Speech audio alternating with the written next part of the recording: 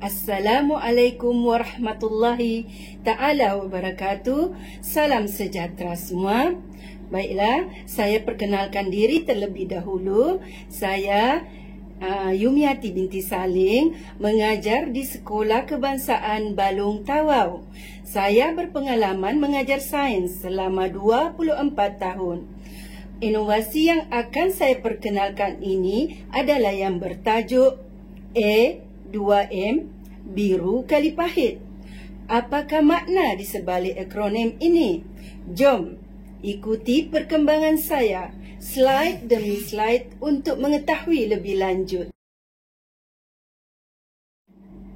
Baiklah sidang maya, saya akan menerangkan isu atau masalah yang telah saya kenal pasti usai saya menyelesaikan PDPR Sains tajuk asid dan alkali.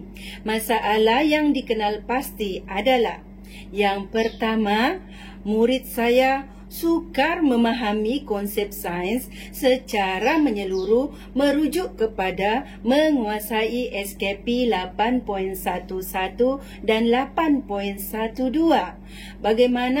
Bagaimana saya kenal pasti adalah merujuk kepada latihan pengayaan yang mereka perlu jawab di akhir sesi PDPR saya. Tidak ada pelajar yang mencapai 80%. Betul daripada 30 markah soalan yang telah mereka jawab. Masalah yang kedua yang sangat meresahkan saya pula ialah murid saya, pelajar tahun 3, terlibat dengan program KPPB, iaitu Kapasiti Pedagogi Pembelajaran Bermakna Anjuran IPGM Tawau, bagi membuat uji kaji yang memerlukan mereka memahami dan mencapai SKP 8.13 dan 8.14, di mana projek uji kaji dihasilkan dalam bentuk video dan perlu dilaksanakan dalam jangka masa 9 hari sahaja. Sedangkan murid saya masih lagi tidak menguasai konsep asid alkali yang terdapat dalam SKP tajuk asid alkali 8.11 dan 8.12 secara 100%. Baiklah, dalam sesi refleksi, beberapa perkara yang menjadi keutamaan saya yang perlu disegerakan. Pertama, saya perlu menyelesaikan masalah yang telah saya kenal pasti itu bagi membantu murid saya, terutama murid yang terpilih untuk membuat projek uji kaji seramai 5 orang, supaya mereka boleh menguasai konsep asid dan alkali 100% sebelum mereka memulakan projek tersebut. Saya perlu mewujudkan atau mencipta satu inovasi yang mempunyai ciri cepat dan mudah difahami oleh murid saya tahun 3. Saya perlu memulakan perancangan yang sangat rapi dan seterusnya bertindak melaksanakan perancangan tersebut supaya saya boleh dapat mengetahui keberkesanan inovasi yang saya hasilkan itu.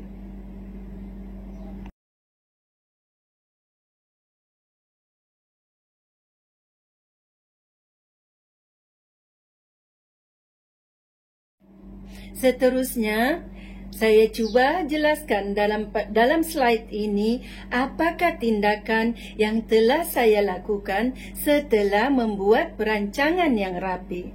Semestinya lah, tindakan saya yang pertama adalah menghasilkan satu inovasi cuba jaya, dan akhirnya saya berjaya membuat inovasi berbentuk akronim dengan tajuk yang catchy pada saya, iaitu E2M, biru kali pahit. Kemudian saya bertindak untuk membuat temujanji kelas online GM bagi memperkenalkan inovasi saya kepada pelajar yang disasarkan. Sebelum kelas berakhir, saya meminta pelajar untuk menjawab soalan pasca, memeriksa jawapan, dan selepas itu membuat dapatan perbandingan markah dalam bentuk graf.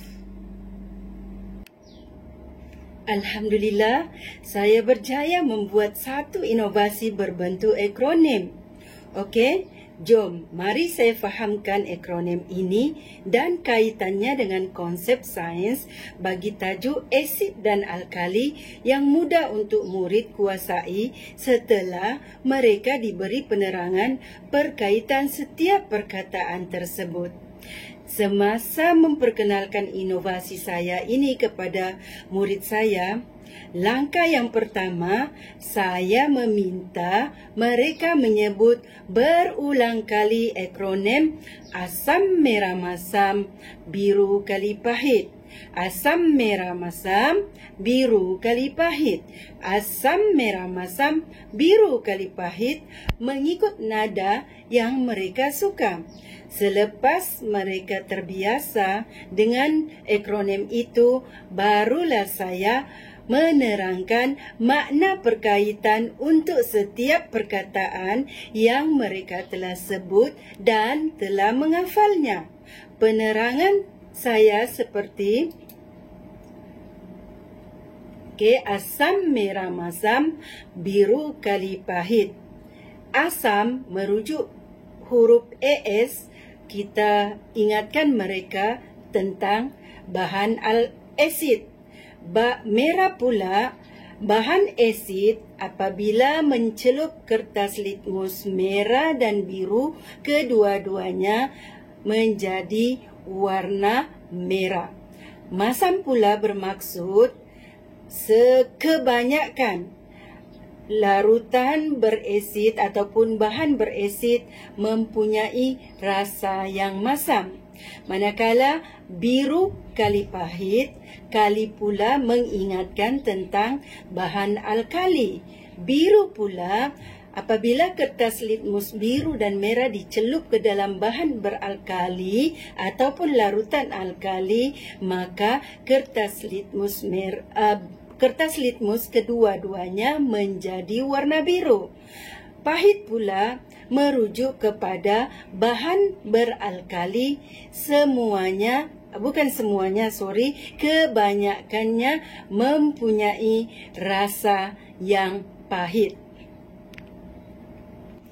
Anda sedang melihat satu video kotak besar seperti kotak dadu, di mana setiap sisi kotak saya telah tampalkan akronim inovasi saya.